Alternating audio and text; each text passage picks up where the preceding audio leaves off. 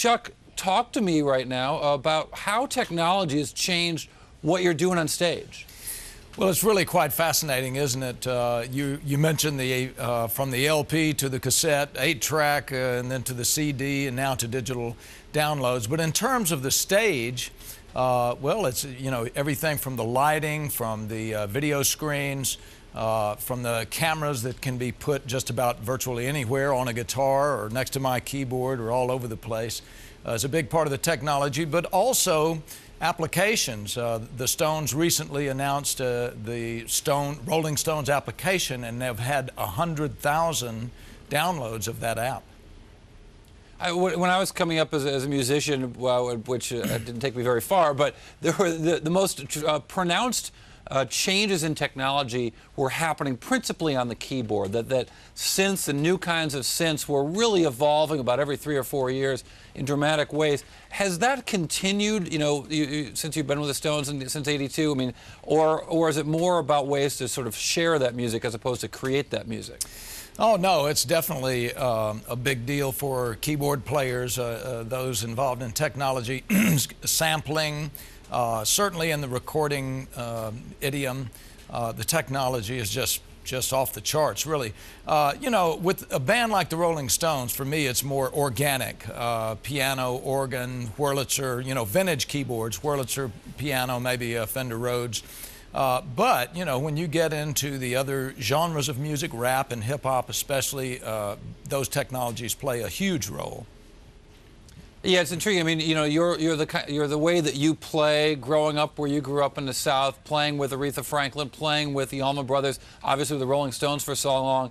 That's like a feel play, maybe not as influenced by technology, or is it? Well, I would say, in terms of the music and the delivery, from the musicians themselves, maybe not such huge influence by technology as when you're talking about those artists. Now, again, when you get into rap and hip-hop and techno music, electronic music, yes, it's huge, absolutely huge. And the technology as it affects the recording process is also just absolutely huge. Now, from a business standpoint, I wonder also, the changes in the, you talk about going from 8-track straight through to digital download with all the sort of stops along the way. Has the music industry fundamentally changed in that the big money's in performing, not in selling records now? You are absolutely on it. We've seen what piracy and file sharing has done to record sales and the sale of recorded music in general. It's had a tremendous negative effect. There's ways you can get around it a little bit. I mean, certainly iTunes has become a big deal for most artists. But the emphasis goes to the live performances. It also goes to alternative ways of making, making revenue, such as television rights, movie rights, commercials, and marketing, the merchandising and all of that. So technology certainly plays a part in all of those things. It's also interesting because historically in this country, the value or the money in the music business was also in songwriting, not as much in song performing. That you could take a wonderful performance of a crummy tune, and most of the economics went to the songwriter. I wonder if that changes with these technological changes as well. Well, you get royalties based on broadcasting. Again, that goes to television rights and movie rights and commercial rights, and that can be, pretty lucrative as a songwriter. But again, the downloads and the effect that file sharing and illegal downloading has had on the revenue stream for songwriters has been a negative thing. Interesting. I also wonder just about being on tour. Is being on tour, I always think of the experience of being on tour from that movie Almost Famous, this sort of wonderful Cameron Crowe thing, which was in part based on some tours that I think that you were on with the Allman Brothers, and Cameron Crowe is a young Rolling Stone journalist with crazy stuff going on the road. I wonder if life on the road is fundamentally changed by the connectivity available from technology. Also the fear of having everything captured on a phone. I don't know. Well, you bet it has, and you bring up a good point. When we played the Barclays Center the other night here in Brooklyn, boy, you know, those phones are being held up. You see them all over. Everybody's doing No more Bic lighters? No more Bic lighters out there anymore? Yeah. They have the flashlight on the phone, on the iPhone, right?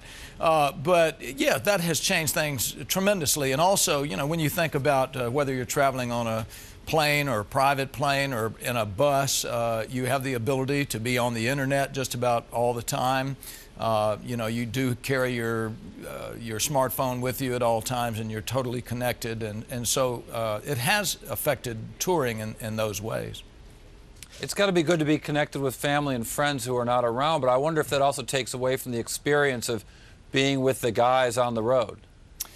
Oh, I don't think so. You know, I think it's a good thing to be connected. You know, I'm a grandfather, and my two daughters, my wife and our two daughters, we stay in touch with them all the time. We get to see the pictures of the grandsons when we're on tour. You know, if one of them starts walking or if something important happens, we're able to see that, you know, through the technology, and I think that's a good thing. Indeed it is. I also want to ask you about some of your other efforts that involve technology but also involve the environment. I was curious to read that you are a tree farmer. What kind of trees are you farming? Well, yes, I am a tree farmer from down in central Georgia. My wife and I have been doing this for over 30 years now. It's really all about sustainable forestry. I like to tell people that, you know, trees are the most wonderful natural resource we have. By the way, it gives me my instrument and gives Keith Richards those guitars and Charlie Watts those drums. So it plays a very big part in music.